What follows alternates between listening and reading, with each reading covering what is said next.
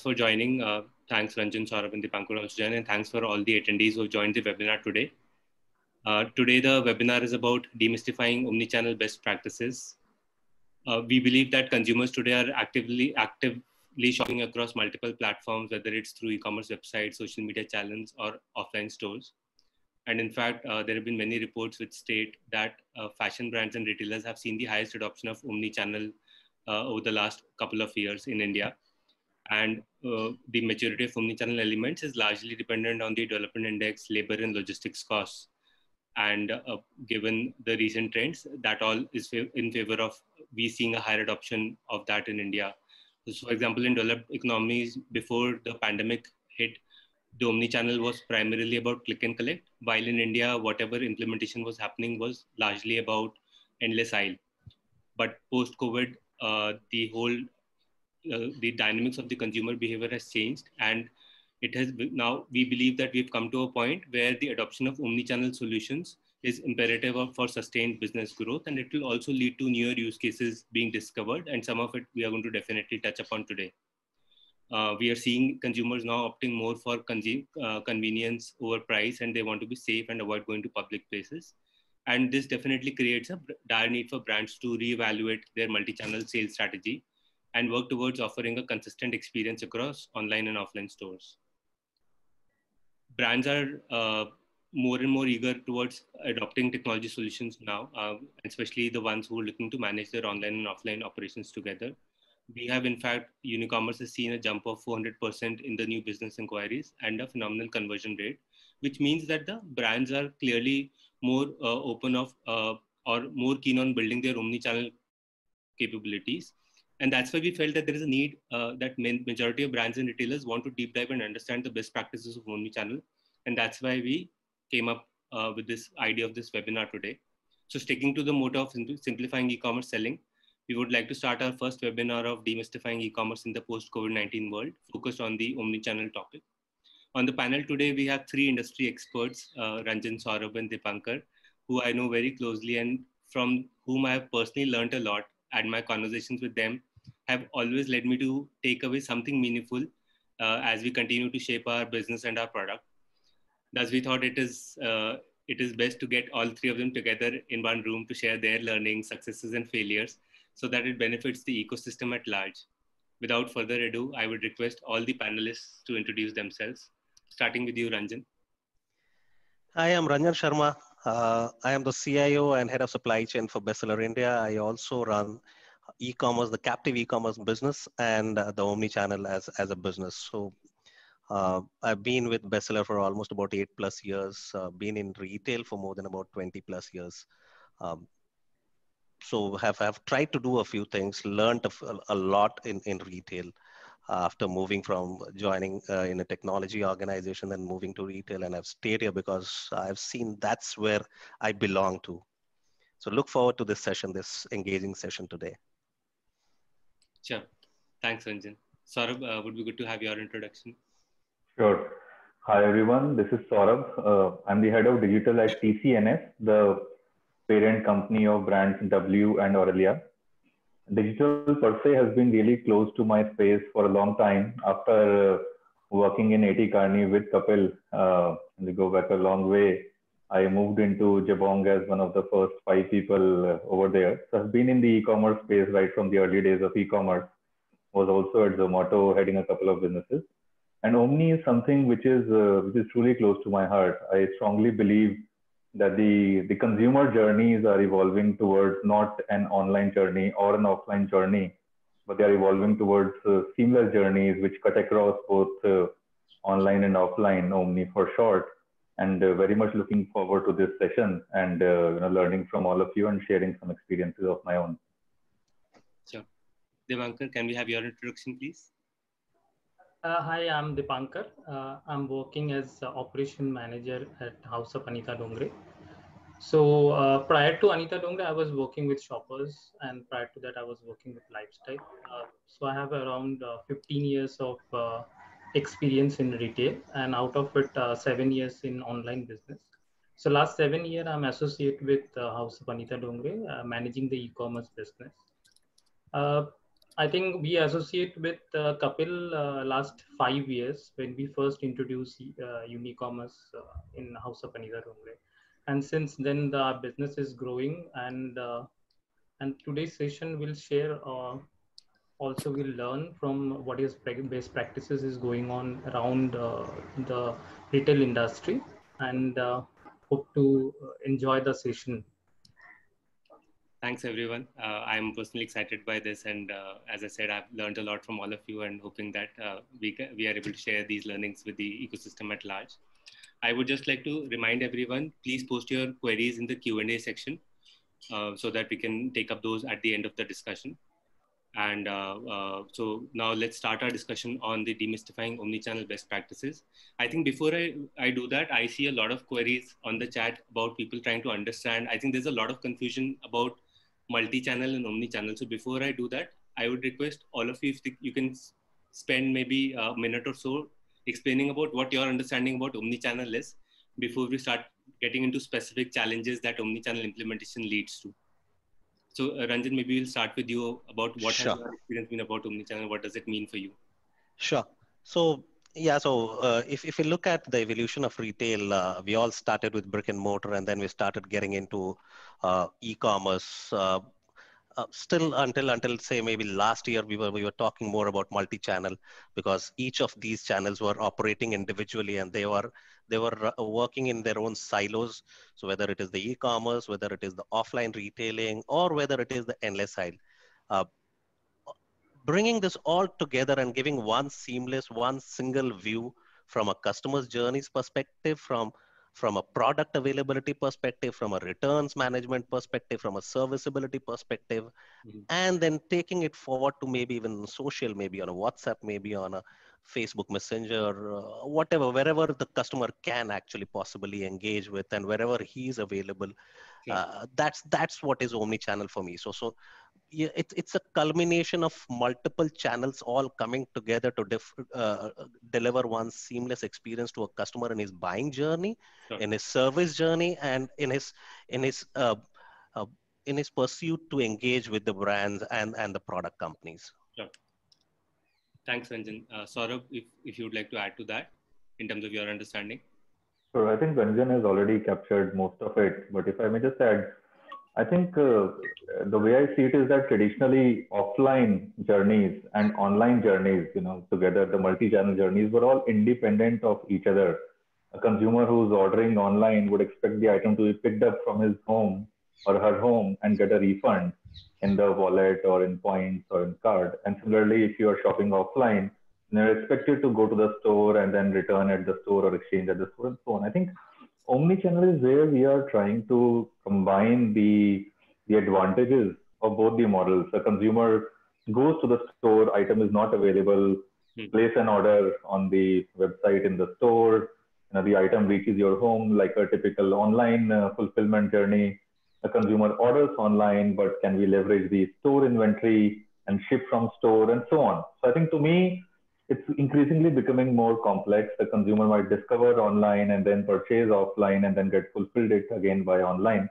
Sure. So to me, this integration, this interplay of various journeys, both online and offline, is how I think I see omnichannel. Okay, understood.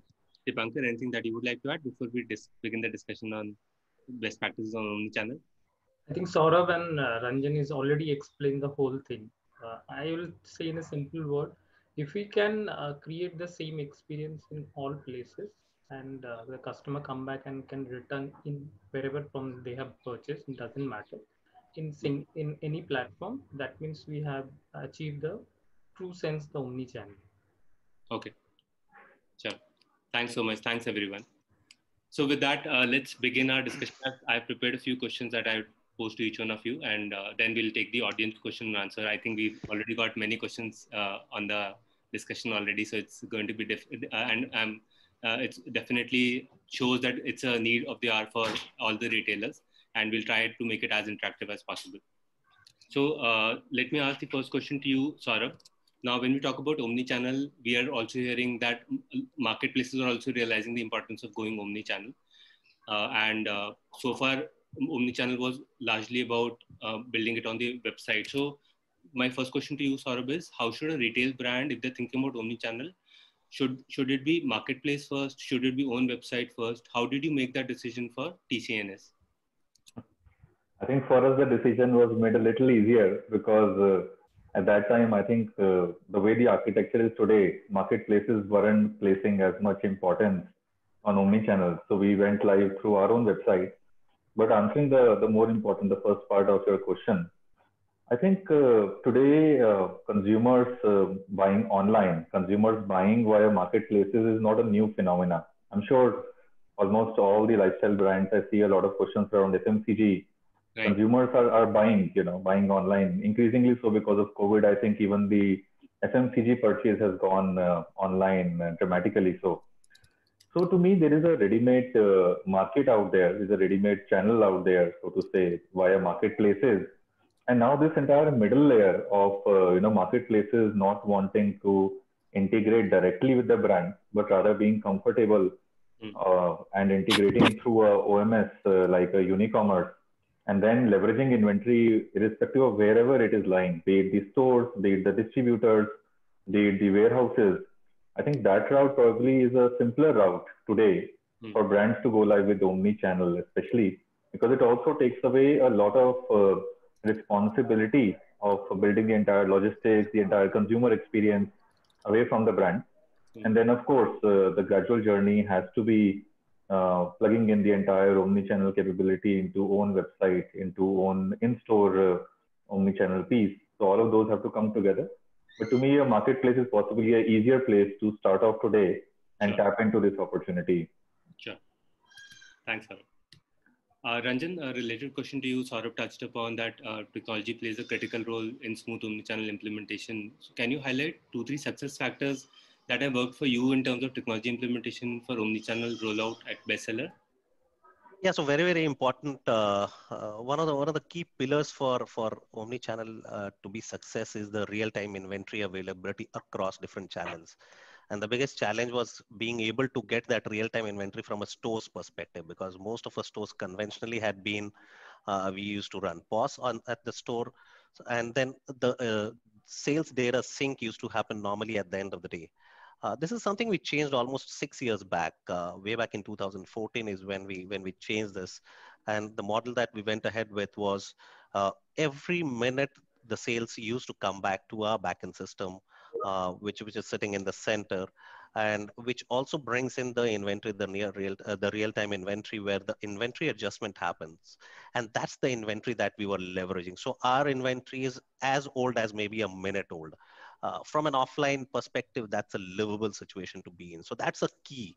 That's one of the most important feature, which is required from the success factor for because imagine a situation, the customer is on the floor and he needs to know where can he get that product. And in a fast fashion brands like us, like Jack and Jones, Veramoda, and Only and Selected, you might end up having just one piece at a store, and that too could be difficult to find at times because there could be a physical customer who could be there. So the inventory availability was the biggest challenge to be solved, and that couldn't have been solved without the technology intervention. So one of the most complex part of it is the technology solution. The second is the whole of the API framework, which is in this case so very important because there is so many algorithms, so many logics which are being built on top of it in terms of allocation, in terms of inventory availability, whether the inventory is available, and to top it all, our taxation system makes it further complex because of IGST and other complications that actually starts playing a role there. Plus, you need to also optimize the inventory from a store where you might just not be might not be a very fast selling store. So those kind of things also start playing a huge role here. So technology plays an important role there. The last but not the least is the simplification of the whole process and the app at the store itself, because let's understand the fact our store guys are not technology guys. They are simple store operations guys. For them to understand technology, we are asking a little too much for them. So it has to be very simple. It has to be a simplistic UI, UX from a perspective of being able to deliver that whole experience seamlessly for them in terms of seeing an order, accepting an order, fulfilling that order, handing it over to the LSP, and then confirming back. So the whole process, or maybe even if the last product that that the order came to them was a damaged or a defective product, or they are not being able to fulfill it for some XYZ reason, they should be able to do that very, very seamlessly. I think that's an important place where technology plays a very, very key role. Yeah. Thanks, Ranjan. I think those are very important points, and particularly the last one that you mentioned about simplicity. I think that is the key in terms of the rollout and making sure that becomes successful. In fact, I have a related question to you, Dipankar, on that. Is that while simplicity is important, technology is important, and the strategy is important, ultimately, what really becomes important for ensuring that this is successful is the metrics that we define for tracking omni-channel implementation. So if you could throw some light on what metrics did you use while you were rolling out omni-channel for the HOAD or and in global DC stores, and how did you assess if the implementation is on track and was giving you the desired benefits that you were looking for? So the first of all, when we started implementing omni-channel, we saw that what are the bucket we're going to touch, like inventory we're going to touch, order we're going to touch, and then order. It's also two part. One is the order fulfillment part, another one is the billing. Now, as you're aware that a lot of us were using different software at the different point. Like for the omni-channel, we are using Unicommerce, where in the store POS, we are using something else. So integrating all this together was a big task. So what we did is basically we bucket into three categories. One category is basically the inventory update. Second category is the order and order billing.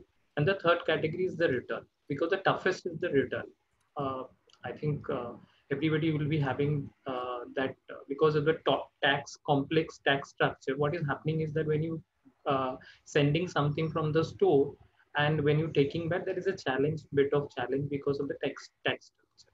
Now that is another part of it. So each bucket, we then created a matrix. Like for the inventory, we segregated into three part inventory. One part where the from the POS server, like which is I'll just explain a little bit of technical part of it over here also. So typically how the POS work is that there will be a POS system and the inventory will be in the POS system. Then there will be a POS server, which will be taking the details from the POS server and storing into the POS server.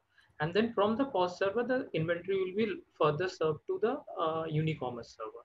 And then from Unicommerce server, then it will come to the web server.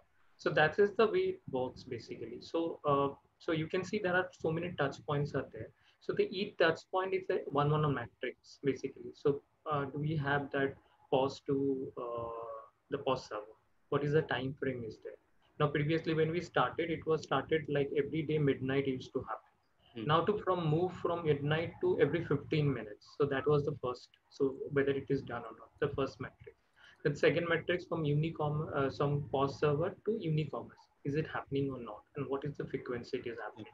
So once that is done, then the third part comes when from the Unicommerce server to the web server, which is basically the website server.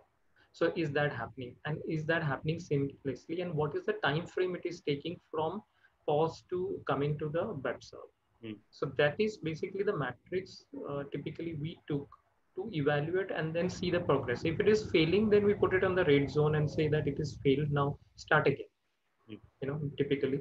And then, so that particular process, so we know that only that particular process failed, and we have to work on that particular process rather than the whole process, basically. So this is the way actually we metrics, we actually set the processes and also set the metrics to evaluate how we are progressing. Sure. Thanks so much, Dipankar. Ranjan, so once, let's say this implementation set up and we've set up the metrics, I think one of the points that you again mentioned is the training and the simplicity of the usage at the store. And that we have heard across the board that training the store staff and making sure that they understand omnichannel very well and continue to honor the customer experience that customer gets online is very, very important. So it would be great if you can maybe shed some light on what are some of the training elements that you had when you were planning this rollout of omnichannel, and how, and you always told me that this was one of the key success metrics or key success factors for you to have a successful omnichannel rollout. So any learnings that the brands can take from whatever elements you had planned in your training program to ensure that this was successful for you? Sure. So, Kapil, training is a very, very integral part of for the success of Omnichannel, because it's not uh, uh, uh, it's not a simple change from a store's perspective. It's a huge change management. Imagine a store guy, a store manager. He always feels he's the best guy to be able to sell that inventory, that last piece of That's true. inventory which is available with him, and he's never willing to part it at any cost. Mm. So, first of all, changing his mindset to accept the fact that he's not giving away the inventory just like that for somebody else's sale, for some other That's store's true. customer, That's but he's also going to be able to service his own customers by doing this. Because if he has a customer who is available, he's coming to his store, and if he doesn't have the color or the size, or he doesn't have that entire assortment, that particular assortment from which the customer is buying, other stores will also have to part away from their inventory and be able to service that customer, so that he is able to retain that customer. So that entire mind shift was very, very important. uh, to top it all, the other challenge was from the fulfilling store, was from the perspective of saying, what is in it for me to give away this inventory? Mm. So there are two things also that we did along with this. So we said we had an incentive from the store for the person who was selling that particular product. So he used to get an incentive. So then he was always motivated. He was also, so apart from the training, because explaining him the benefits of it was important. But as I'm saying, it's a huge change management. He needs to understand what is in it for me to be able able to participate in this journey. Why should I be a part of this journey? Why should I do it? Why in the first place, when a customer walks into my store, and if I don't have that particular color or the size, Mm. or if I don't have that assortment, if the customer does not like the entire collection, why in the first place should I pull out my mobile phone or pull out the iPad and take it to him and say, hey, look at this, I can find this particular color or this particular size from some other store, and I can get it delivered to you. Mm. Or you can pick it up from my store itself, maybe 2 days later or 3 days later. uh, so enticing him to be a part, getting onto this journey, adopting this was the biggest challenge, and hence explaining him the benefits of it. The second was incentivizing even the store which was fulfilling this order, because that store also needs to get a benefit of parting away with their inventory. And hence that's where the whole success started coming in. So initially when we started on this journey, we did not have this incentive plan in place, and it was very, very difficult to convince the store guys to be able to be a part of. Many a times we used to actually find those iPads lying lying at the cash drawer. It was never there from our customers. It was never being serviced, and we were continuously monitoring. To top it all, what is also very, very important is what kind of monitoring mechanisms do you have? Mm. How are you doing the hand holding? How frequently are you training and doing a refresher training at the storefront? Are you only leaving it to that one guy in that particular store, or are you training the entire store employees, Mm. the entire store team, Mm. including the store manager? Let's imagine, accept the fact that the store is run by the store manager. Till the time he buys into this concept, Mm. none of his store guys are going to buy into this concept, and they're never going to be a part of this journey. So Mm. training him, making him understand the larger picture, and then continuous training. It's not just about training once and doing a digital training and leaving it there. We went back to our conventional training models as well, Mm. where we said we will have people on feet available at the stores in the region who will continuously keep going back to the stores. So identify the stores where things are not happening, identify the stores where there is a lot of cancellation which is coming in, identify the stores where there are not enough orders which are coming in.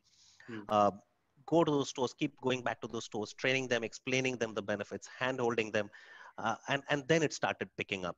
So I think that's the key, because it takes a while to actually for people to accept the fact that this actually makes sense for them, and this is going to help them in their longer journey. Mm. Sure. Thanks so much, Ranjan.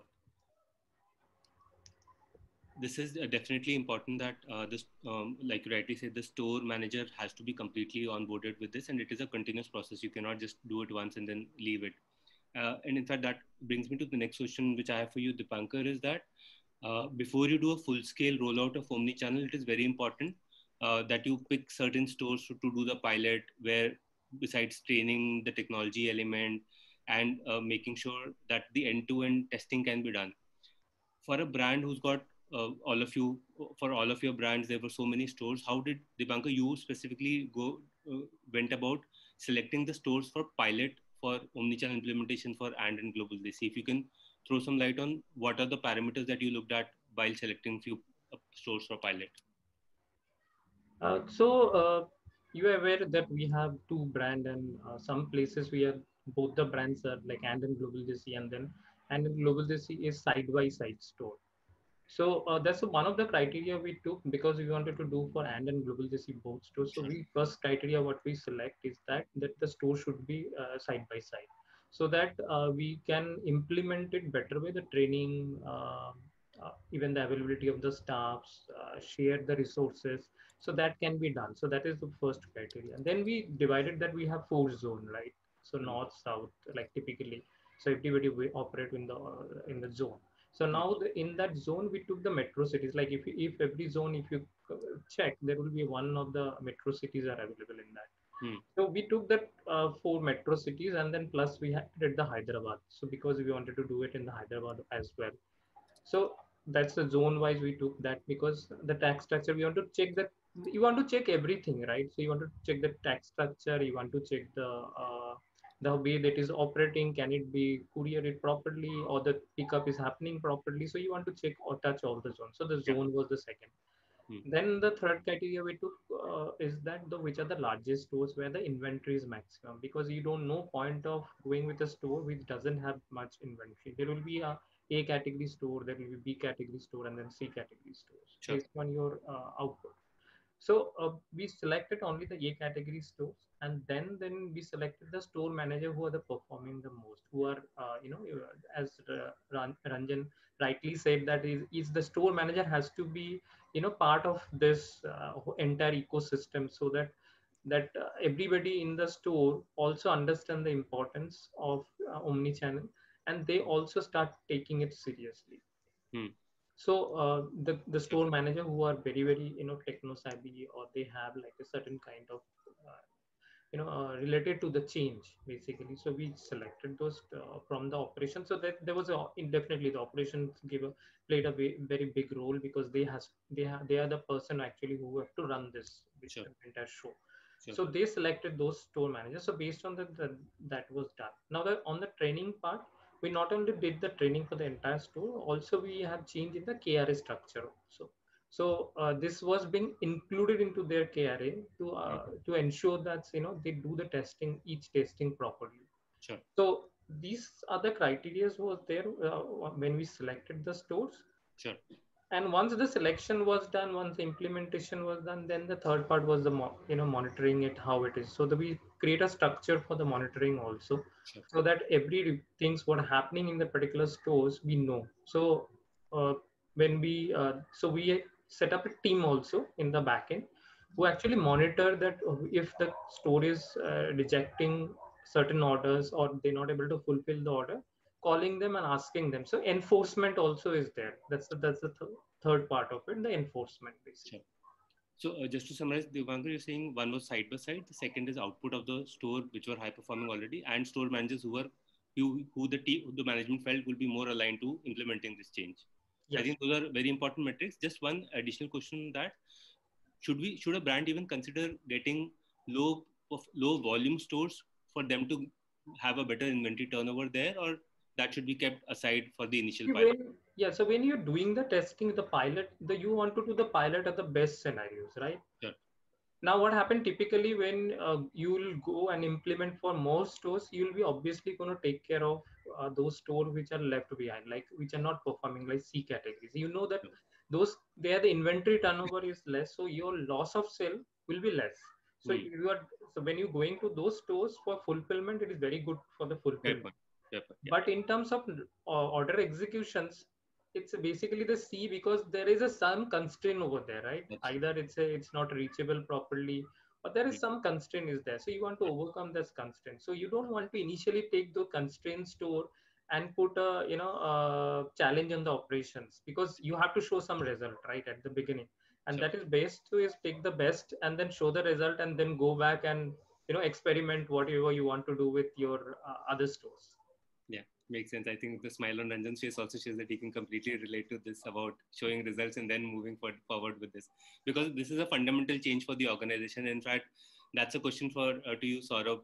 I think you've spearheaded this at TCNS of bringing about this fundamental change in thinking, and many brands today who want to become omnichannel, I think, want to understand that in terms of organization design, how should a successful omnichannel brand plan its organization structure to be scalable? And what kind of changes did you bring about or had to be done at TCNS to make it omnichannel ready? Hmm. Hmm. So I think most of the points actually have already been covered by both Ranjan and Dipankar. Let me just call them out maybe from an org lens standpoint. So there are the ordering stores, where the consumer is walking in, let's say, and who might not have the right size or the right color or the right coordinate available for the consumer. Hmm. So for that store, the way of having a very different experience wherein they are not able to hand over something to the consumer, rather telling the consumer that, hey, something will reach your home and you should feel comfortable with that is a significant mindset change. And I think that term has been used repeatedly, and I can't overemphasize it because it's really changing the organization from a sales mindset to an operations mindset. Telling the consumer that this will happen in so much time at the ordering store is a big change. Then similarly at the fulfillment store, which is going to shift the inventory again, it's a big change that the person is not going to be measured only on the sales that person is doing, but also on the time in which the store is going to accept the order or pick, pack, and make the item ready to ship for various channels. Or if the return happens, again completing some of these journeys where the consumer, they are not even going to face the consumer. And as Ranjan pointed out, having not having an emotional reaction to parting with the inventory and realizing that it's actually going in the overall cause and everyone benefiting from that, right? So again, I think there's a big mindset change across the board. There is a big change in the way the business is run from having some of those sales target led processes to the metric led processes, which I think Dipankar has already explained very, very well. That every day it's stored, how many orders are they getting, how many items have been accepted in time, how many items are being rejected, why is that, is there wrong inventory available in the store, how many items are being made ready to be shipped in time so that the consumer is getting the right experience. I think that entire journey is a big journey on the org front. The second piece on the org front, I think, is this entire training team. Again, the role has been very, very well called out. But I think, again, so far, training teams in most of the offline retail organizations are, again, designed towards offering a better consumer experience. They're not even geared up to, talking in terms of metrics and operations metrics. What does it take to really move to the typical Six Sigma kind of a process approach? So I think that, again, is something which the training team itself has to unlearn and relearn possibly, and it's a new skill set altogether. And this core team, right? It can't be just as we all say that it's not just an additional channel. It's not just that you have opened one more store, so whatever you are doing, you just need to keep on doing that and a little bit more. Right. Fundamentally, a different business line. So there has to be a core team which is living, breathing this day in and day out, which is understanding the problems, which are understanding that, hey, there are these technology integration issues, there are these process issues, there are once you go live on marketplaces, a lot of bad returns will come. You will get returns of some wrong brand altogether, some wrong category altogether, but that's all right. There are exception processes which are designed. There is the support which each store gets, which the entire sales team gets. So that entire core team has to be solid and has to be, that investment has to go in basically from the organization side, because it just can't be a add-on responsibility for someone for whom this will be the 10th item in their priority list, right? Someone has to be, investing 100% of their time in building this out, because this is the future, right? This is the way a consumer will expect a business to run. Right. So it's not just good to have experience; it's a must-have experience in our view. And of course, maybe a few years back there was more talk and less action, but now there's a tangible, significant, high single-digit to double-digit revenue for an organization which this can deliver. Right. So I think for now it is also becoming, P&L accretive, not just viable. It is, but it needs to be taken with that lens as opposed to just doing something good just to tick the box. Yeah, that's completely true, and we are hearing this more and more from different brands. I think it's becoming a definitely a P&L responsibility, and they are looking at omni-channel, both marketplaces and website, as becoming a lever for them to drive the growth, particularly in the post-COVID-19 times. I think in the interest of time, we are getting a lot of questions now from the audience. I'll be taking these questions, and some of them, in fact, I had also planned to ask. So it's great that some of these questions are being asked by the audience. So, for example, Sarvanan is asking about if we can talk about some examples of omni-channel. I would just like to rephrase that to maybe sort of to you that we were seeing a lot of you before COVID-19. There were some use cases of omni-channel that we had seen being implemented. Are you seeing a shift of those use cases now, or which are the use cases that you're seeing more prominently being implemented in omni-channel? So I wouldn't say the use cases have changed, but I would say the priority order might have been rejigged a little, especially for the near term, possibly because nobody knows when this situation will revert back to normal.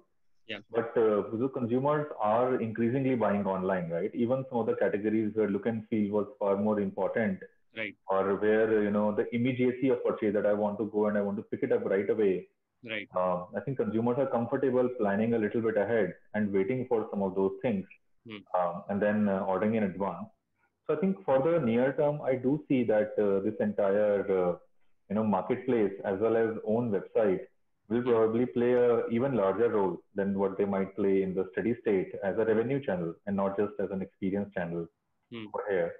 The endless aisle piece, which I think was very high on everyone's agenda for maybe the current financial year, might have taken a slight bit of a backseat, given the huge focus of consumer just ordering from home as opposed to walking into a mall or walking into a store to actually try that piece out. Sure. And similarly, therefore, again, linked to that, the pick from store, which again I think was emerging as a big use case, for now is kind of taking a back seat because you want to actually minimize the times, the occasions where the consumer has to step out of their home and walk into some store, essentially. I think there's a little bit of rejig, but again, I think next year onwards, many of those use cases will come back, and what the new normal will be remains to be seen between these cases. But I think overall, I do expect that this will be reset at a much higher bar than what it was last year. Sure. Thanks, Saurabh. A question is there, Ranjan, I'd like to pose that to you, is that omni-channel, one, because of the whole situation, a lot of stores are opening, closing, there's unpredictability towards that. So how does a brand prepare itself for doing omni-channel during this time? And a second question, a sub-question of that is that can this also be extended to, let's say, stores on which they have lesser control, like MBOs and multi-brand retail? Can omni-channel be extended to that, or are you seeing that trend happening in the ecosystem? Yeah, so let me answer the first question. So post-COVID, because of so much of uncertainty around which store is going to open on what days, when is the market going to get shut, it is so much more localized that you don't have a control on anything today, except that maybe on that very day you might get an information that this particular store is not available to service this, whereas I have an order at this store. So the capability to be able to rejig the order, reroute the order to some other store from where you could possibly fulfill, or from the distribution center, is very, very important in these times. If at all you are just not being able to do, and in spite of even being able to do that, or whether you do it or you are not able to do it, in both the cases, communicating with the customer and keeping him updated is very, very important. Because keeping the customer aware about the situation is very, very important. Today's customer understands that there are situations where the lead time might increase in terms of delivery because of certain restrictions, because of certain challenges in terms of logistics and operational challenges.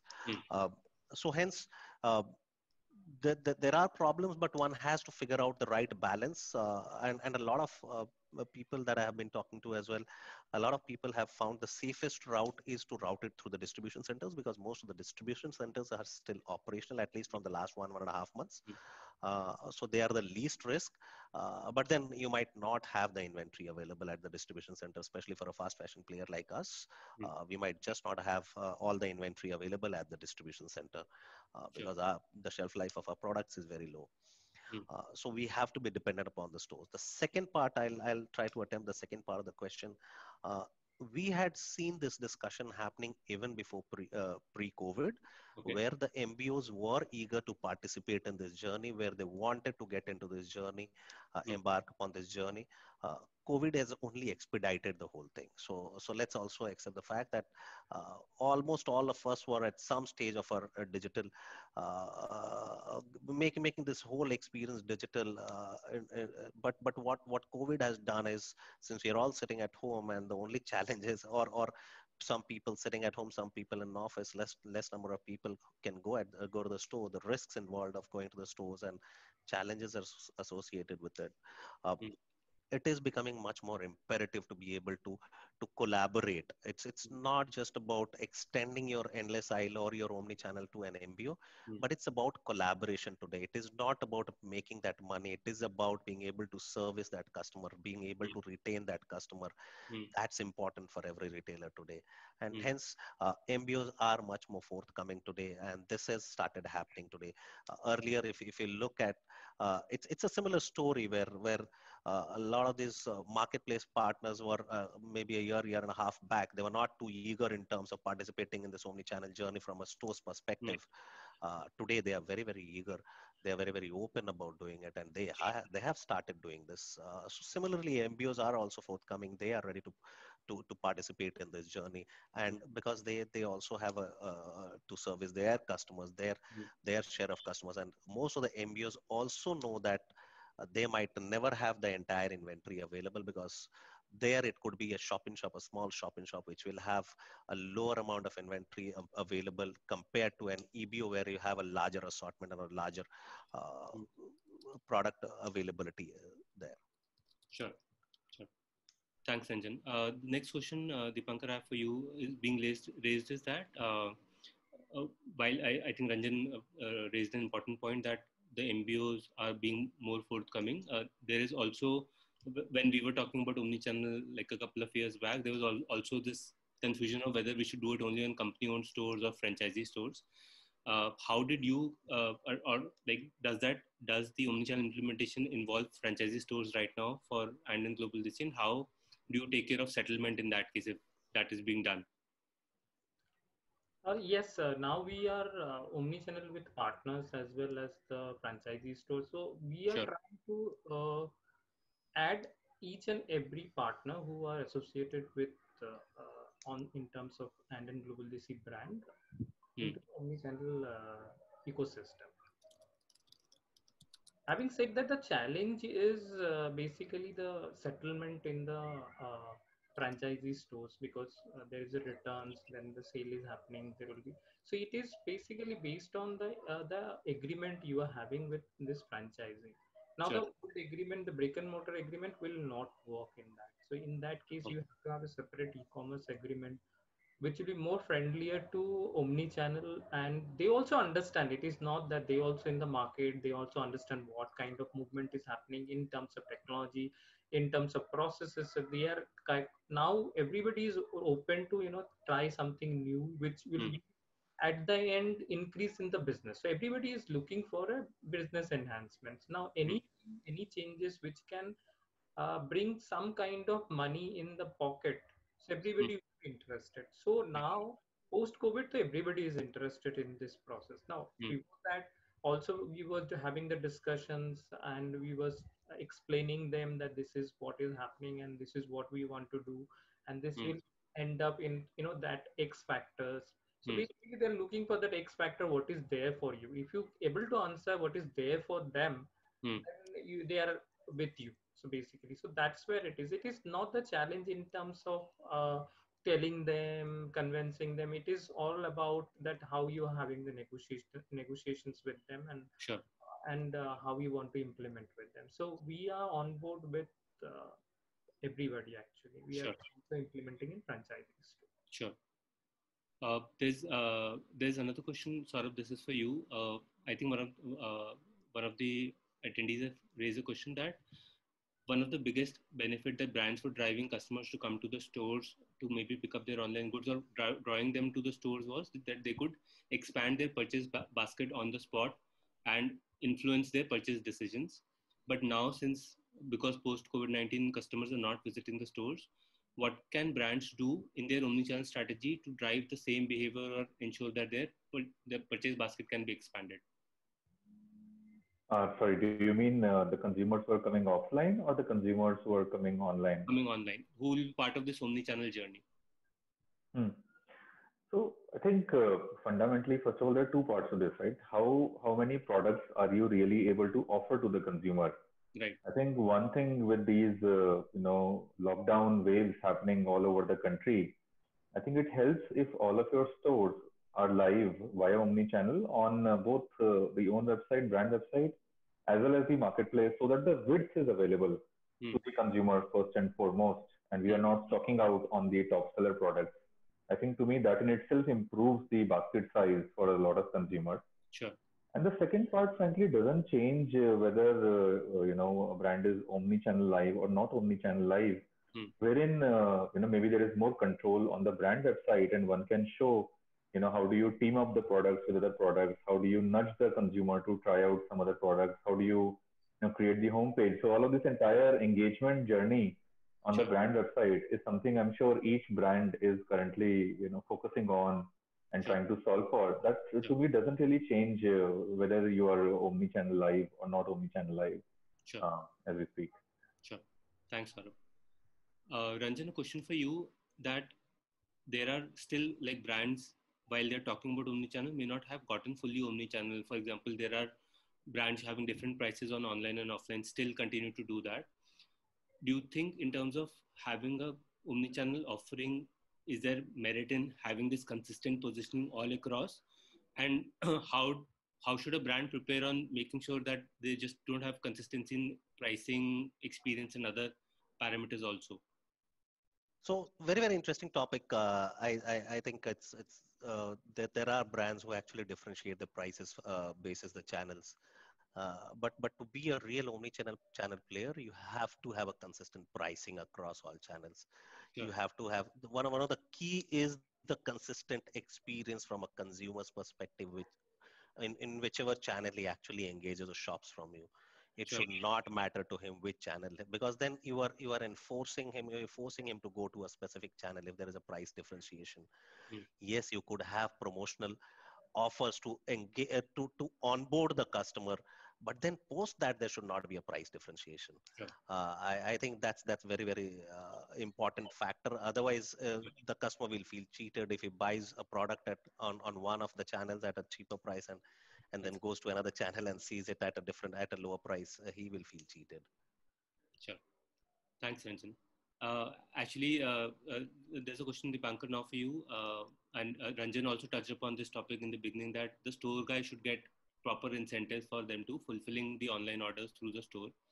Can you throw some light on when, let's say, an omnichannel order gets fulfilled by a store, it's generated online, so the online team has also worked towards it and gets fulfilled by the store. So how should the credit for this order, who should it go to? Should it be equally divided? I think it's $1 million question that keeps, at least I used to hear that a lot from the brand, and there is no right or wrong answer, I understand that, but from your experience now, and others can also add to this, what has worked for you in having a sustainable omnichannel implementation? How do you decide the credit incentive for the online and offline teams? To answer to that is that how your this is basically management level decision how the credit will be given. Sure. And the credit will be distributed. But I want to touch one other point is the incentive distribution basically. So every store has certain incentive distribution, and until unless that incentive being decided on the particular parameters, it is very difficult to motivate the store person who is working over there, because their salary is depend on the most part of the incentive. That's true. Now, when you giving the credit or not giving the credit, it doesn't matter if you're not giving the incentive on that particular. So how you giving the incentive? You are rolling out the incentive at the store level on the each piece of the omni-channel they are servicing. That's where the matter is. So at the top level, you might decide that 50-50. Okay, fine. The 50-50, the 50% credit will go to the e-commerce team and the 50% will go to the store.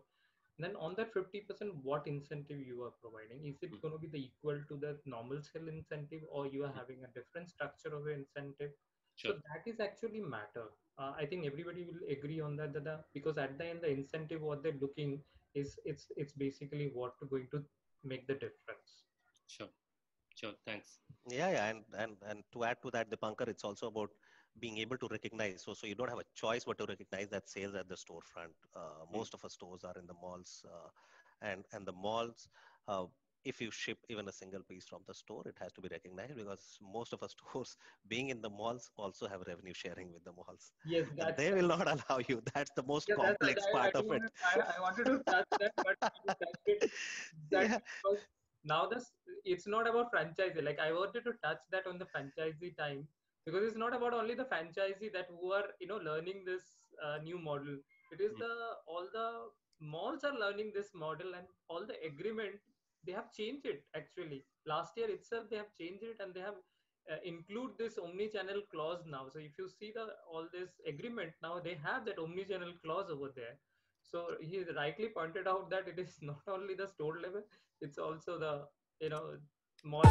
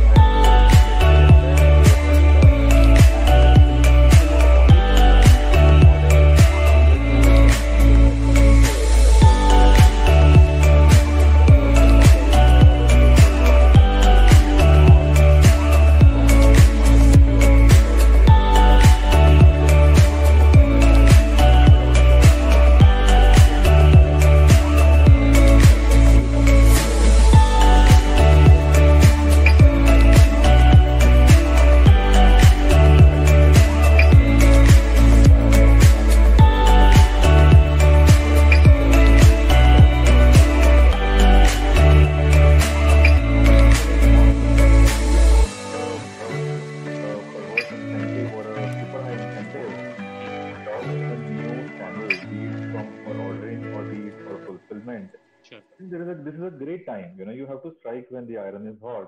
Then this is a great time to actually, take all these processes and just make it, a business as usual. A sale, whether it is happening via Omni or whether it is happening via offline or anything else, should just be a sale for the store, right? The store ideally should not be differentiating across the board.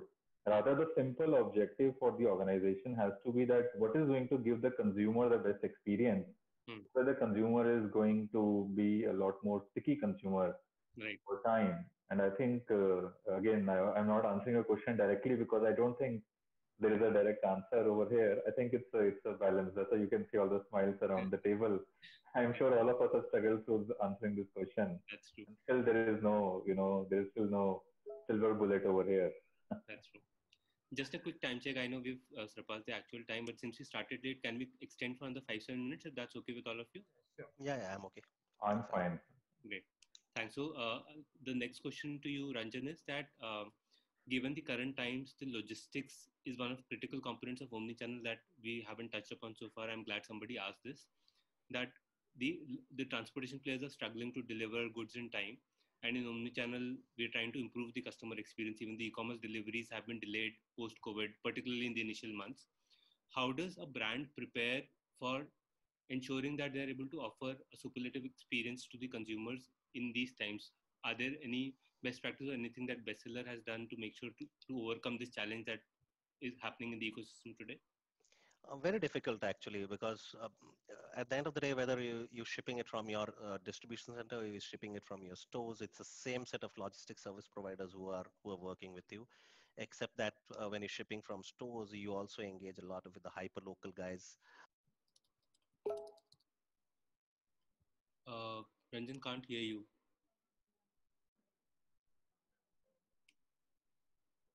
Yeah, I can't hear Ranjan as well. Ranjan, we cannot hear you.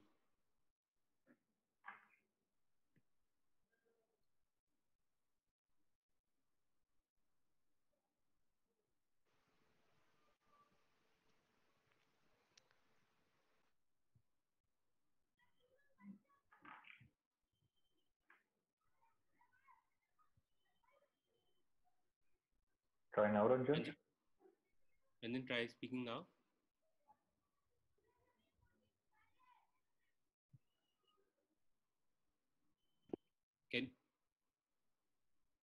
Can't hear you. So maybe Ranjan, I'll move on to the next question. Until the time you join back, we can touch upon this question. Just a second. Yes, another question was that are you seeing, and Saurabh, maybe this is for you, in terms of your omnichannel rollout, are you seeing higher adoption in the tier 2, tier 3 towns? Have you, one, enabled stores there? And two, if you have, are you seeing more adoption there in terms of omnichannel, or is it significantly lower than the adoption that you're seeing in metros? See, interestingly, we have seen very similar adoption in both smaller towns as well as the large metros. Sure. The good thing is we have a fair bit of a spread. We are present in almost 150 cities with our store network. So we have seen all the way up to tier 4, tier 5 towns also. And I think the reasons are very different. I think the metro consumers are very comfortable with technology, with ordering online, with on most occasions waiting for the order, especially the products which they particularly like. So that's, I think, something gives them the comfort. In the smaller towns, what we see is that typically the store sizes are smaller. Typically, in the store, the assortment available doesn't match up to the larger stores which are present in the metro cities of the country. So for them, just having access to some of those styles, having access to that variety, is something which is showing a significant traction.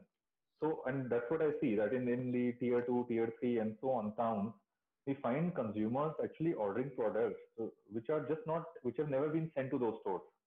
Unlike in larger metros, where typically that size or that particular the matching product is not available for upsell or cross sell. It's a possibly a different rationale, but I think it's everywhere. Again, I think people are shopping online, right? Most of our consumers are already shopping online, so they know that the item will come to their homes after a few days. It's something which is already in place. So we don't need to really create the market over there. Only the reasons for shopping might vary. Sure. Thanks. I think Ranjan is back now. Ranjan, can you hear us? Yeah, I can hear you. So if you can answer about the logistics challenges that you were mentioning. Yeah, so I think one of the important factors of faster deliveries from the stores is either you get it if it's within a specific radius, if you can get your person to be able to deliver, but that too is not feasible in the current context because of safety measures. You would not want to risk your own employees or expose your employees. Already they are exposed to so many people, and they're into an environment which could be so dangerous for them. So then you are actually dependent upon those hyper locals, and if at all in whichever cities they are available, whichever cities they are operational, because that has also gone on and off from time to time, not just these large logistics players, but there's very little that you can do in terms of solving that problem. What you can do is constantly staying engaged with the consumer, keeping him updated, and helping him decide whether he still wants to retain that order and is ready to wait for that order to be delivered to him at a later date. I think that's very, very important to do in this situation. Thanks, Ranjan. So, Dipankar, another question to you, which one of the attendees has asked is, you touched upon returns being a critical factor in this. Can you throw some light on how are you managing returns in the omni-channel world? Do the returns go back to a central warehouse? Do they come back to the store? How is that being managed today for your operations? I think the easiest one is to coming back to the one place. So wherever it's being sold, so if the customer send back the item to the warehouse at the central location, that's the most easiest and most simplest one. The one that there are a couple of reasons for that. One one particular reason is that a lot of time what happen, you have to do refurbish of those items because to make it like more sellable, because the customer will not be sending it in the way they might be receiving it. Maybe the tags, everything is unused, everything, but that needs some kind of ironing, some kind of grooming to that particular product to make it as a resellable. So that can be done best in the warehouse. So if in terms of the volume, if you do in the warehouse, that's more ideal. But having said that, also it can be run from the store. So anyway, the RTO, there are two type of returns are there. So one is the RTO return, which is basically you have shipped it to the customer not at home or some reason rejected the item, and then it is coming, that order is coming back. So that is definitely going to come back to the store. So that you have to take those orders at the store only. But the orders, if the customer have received it and later on the return is they're generating, they can send it back to the store, and then the store can process it. But it can be ideal that if the returns is minimum, if your return is like 10%, 12%, it is the ideal scenario. But if it is more than that, like the 15-20% return is happening, then in that case it's better to have the warehouse, because the warehouse have the scale, one, the space wise, and second is the manpower wise, because the store will be having a limited manpower, and within that limited manpower you have to use the resources what you have. So it is better to ship it rather than involving them into taking the returns, checking it, putting it back into the hanger. Other than that, you just take it in the store warehouse, do the refurbish, and then you can put it back either on the store, or you can just use it in the online metrics, any of the places, and the service it from the store, the warehouse itself. Sure. Sure, great. I think there are more questions, but in the interest of time, I would like to wrap it up here. And I think it was a really wonderful session. I had personally a lot to take away, as I always do in my interactions with all of you. So thanks again for being such a wonderful panelist and sharing your learnings. And I hope the audience today were able to at least understand what omnichannel is, how do they go about implementing some of the best practices. The idea was to demystify this whole concept and make sure that all of us are able to take the best practices. So thanks again for being a part of the session today.